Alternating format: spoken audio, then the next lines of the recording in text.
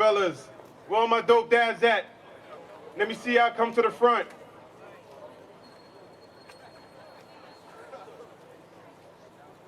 You know, let me get some dads behind me. Come over here, all my dads. Come through. Come through, come through. DNA test ain't come back yet, but I'm sure I ain't.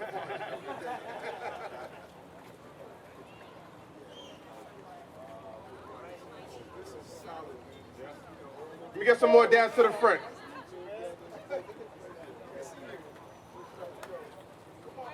Come on, fellas. Look alive. It's Father's Day. It's Father's Day, y'all. Look alive. Let's get it.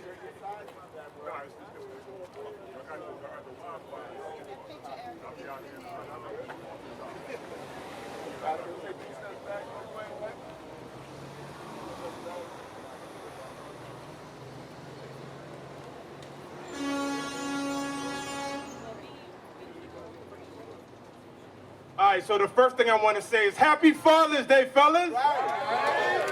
Yeah, no, act like we celebrate. Happy Father's Day, fellas. I want to thank y'all for coming out to the March of Dads. This is our second March of Dads. We did DC last year, so Brooklyn, we got to show it up, all right? And I'm going to start like this. I am Sean Williams. I'm the founder of the Dad Gang. Y'all see the gang behind me? But like a gang, we have a gang sign and a gang salute, right? So I'm going to show y'all how to do it.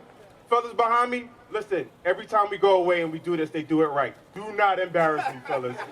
Don't embarrass me, fellas. It's Father's Day, all right? This right here, we've seen this before, right? This is Dad. So I'm going to say Dad, and your response is going to be gang. Y'all got it? We're going to do 3 of them. Do I got to say it again? All right, we're going to do it. We're going to do it. Let's see if we got it on Father's Day. We actually can't mess this up. All right? Y'all ready? Dad! Gang! Dad! Gang! Dad! Gang! Let's go! All right, next up, I'm going to introduce you guys to one of my founding members, Councilman Kevin Riley, father of 2. He is my brother. Come through. Shout out to my brother Sean, man. You gotta clap it up for my brother, man. So a few years ago, Sean was in Long Island with his beautiful child. And somebody stepped up to Sean and asked him, that's your child? Is that your baby girl? And Sean said, yeah, of course. And the young lady said, I'm glad you stuck around. And Sean looked at her and was like, that's crazy because I know a lot of dope dads out there that are involved in their children's lives. And there's amazing fathers out there, and why we come together and do the March of Dad. And as you can see, our baby girl, what's that, baby boy over there? Our baby, make him cry, make him cry. We all know how to deal with it. We all been doing remote learning and working from home, so we know how to deal with this. But the reason why we come together is to show solidarity. Because black fathers are involved in their children's lives. Black fathers are very, very active. And that's why we come together and walk with our brothers. That's why we have this group to form a community amongst ourselves. Anytime I'm going through it, I can call my brother right here. He has a daughter older than me, so I can ask him. I can ask him for advice. I got a 6-year-old, so I can ask him for advice. So that's why this is important. That's why we need more organizations out there to support our young black men out here who are becoming fathers. So with that being said, the next man that I'm going to bring up to the mic, everyone knows him. He doesn't need an introduction. You know why? Because he's going to be our next mayor. He's going to be our next mayor. We in his town right now. I met this brother this year, and I endorsed him earlier this year because he came to my community. He reached out to me, too, a few times, and I was giving him the cold shoulder for a little bit. But that ain't stopping from coming into my community, and that ain't stopping from talking to my people and understand the issues of the people in the northeast section of the Bronx. So that's why I put my support behind this brother. So without further ado, I'd like to bring up my brother, Eric Adams, our next mayor of New York City. All the time, he is the rising sun, and I'm the setting sun. And it's imperative that we use our experience to assist these future leaders of our city. Come on, brother, please bring that baby back. Babies are supposed to cry. That's what they're supposed to do. I was such a crying little baby, you know? Babies are supposed to cry. This is so huge because this is a reflection moment as we are on June 20th, one day after Juneteenth. Brothers, we need to be honest about what is going on, not only in America, but globally. At the fabric of this country, it's about breaking black boys to become broken adolescents, to become broken young men, to become broken fathers. Everything in this country, that is what it has always been. And people get upset when I say it, but I'm unapologetic about acknowledging the history of this country. You go wherever you want, any city, Compton, south side of Chicago, Detroit, Atlanta.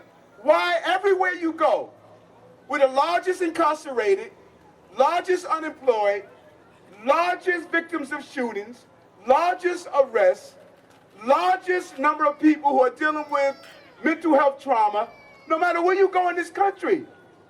The only way we're going to get out of this is for black men and brown men to stand up and say, we're taking back our city and country, and we're going to protect our young men so we don't have continuing generationals of poverty of black and brown men across this country. That's what this march is about. They demonized us to say we don't love our children. They demonized us to state that we don't want foundational houses. They demonized the whole symbol of being a black man and what it represents. That's why this race is so important. You see what they're doing? They're trying to portray, look at this criminal, look at this black man, and he's the demon and the color-coded. All the hidden messages. Forget about, I spent 22 years wearing a bulletproof vest protecting the children and families of this city. Forget about, I fought for reforms in our police department. Forget about, I was a state senator that created fair laws for this entire city. Forget about, I'm the borough president of the largest borough in the city of New York. Forget about my baby graduated from a prestigious college debt-free because his dad worked to make sure that he was able to do that. Forget about all of that. I am not supposed to be here. I'm not supposed to be here. Yes, look at me. Arrested, beat, learning disabilities, shot at. All the things we went through. But I'm still here. I'm still here.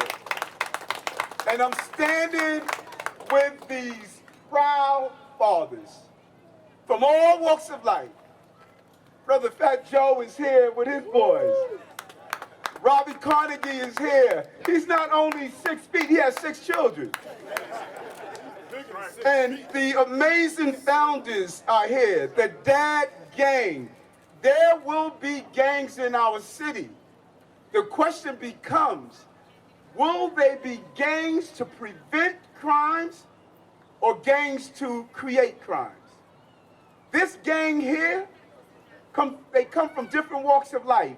Teachers, business owners, professionals, people who are inspired to inspire. And so I take my hat off to the whole crew. And I want to make sure Brother Kevin Rowley, the council person, the entire gang dads that are here, and to Brother Fat Joe for lifting up his voice, using his profile and platform to push this conversation forward.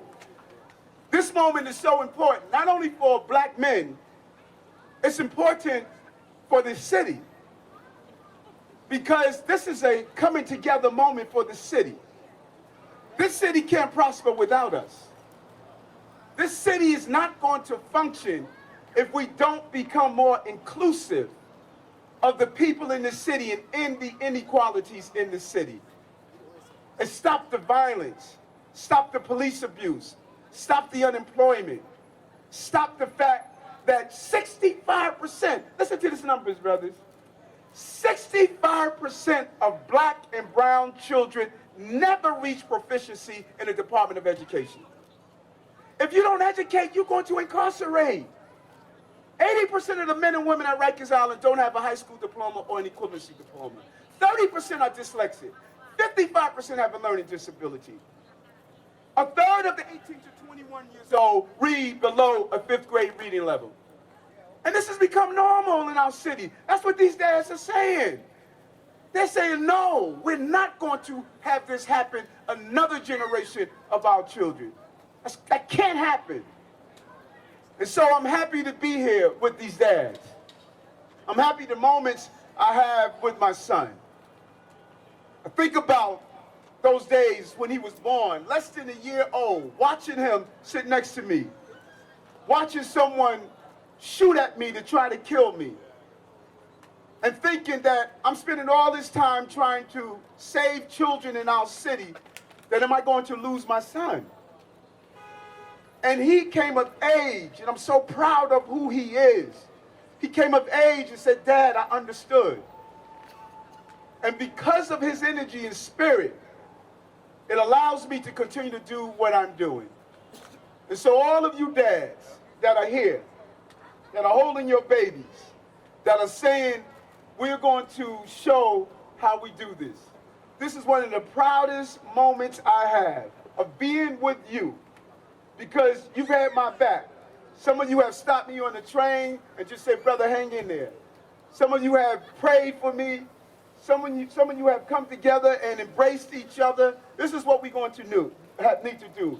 I won't rest until every gangbanger in this city wears this shirt. Wears this shirt.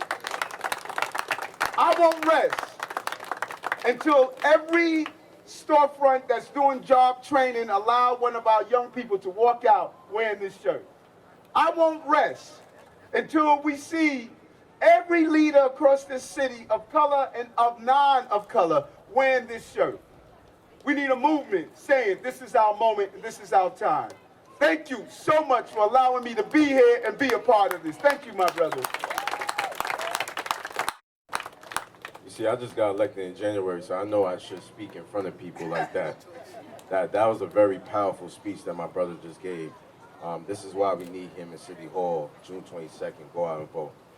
The next brother I'm going to bring up to the stage, and before I start, I just want to give a special shout out, because this would not happen today if it wasn't for Ciroc VS. So I want to give a special shout out to Ciroc VS for sponsoring this event. So give it up for them. I have to give it up for Ciroc VS. The next brother I'm going to bring up to the stage doesn't need any introduction, because you can clearly see him right now. You can clearly see him, 6 feet with 6 kids, man. This man, 7 feet, excuse me. Let me correct myself.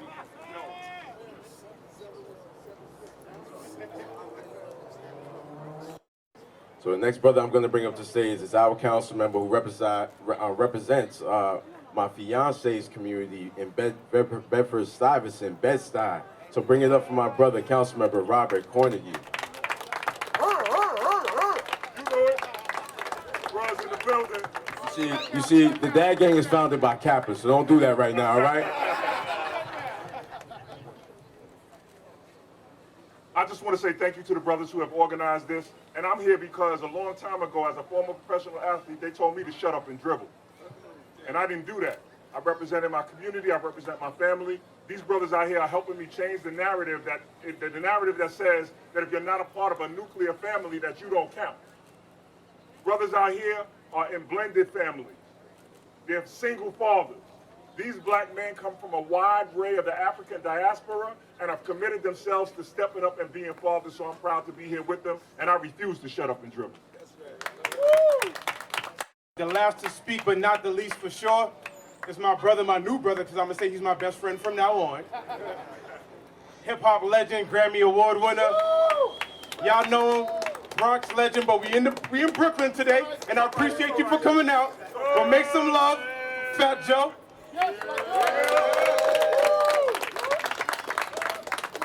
What's up, y'all? It's an honor to be out here this morning in Brooklyn and being with these dads here. Stereotypes and propaganda makes people think that we don't love our children. And when I heard about the organization, I said I had to be out there because it's a special day, it's a glorious day. You know, fathers are out there working hard for their kids. They out there, you know, kids are different. Parenting is different. Every single kid has a different DNA, a different type of tailor-made kid. And we don't, you know, nobody really teaches you how to do that. So you have to come along. I want to shout out the fathers who were young and weren't present in their kids' lives. This is your chance to change and get back in your kids' lives and really be there for your kids. Very, very, very important. That's the message that I woke up with today. You know, every day we wake up with a new message. My message is to the fathers that weren't really there. They were young, going through some stuff. Now they getting their stuff together. Get back in your kids' lives. So shout out the Dad Gang. I'm here on behalf of Ciroc VS as well. And we got a check for the people, the random acts of dadness.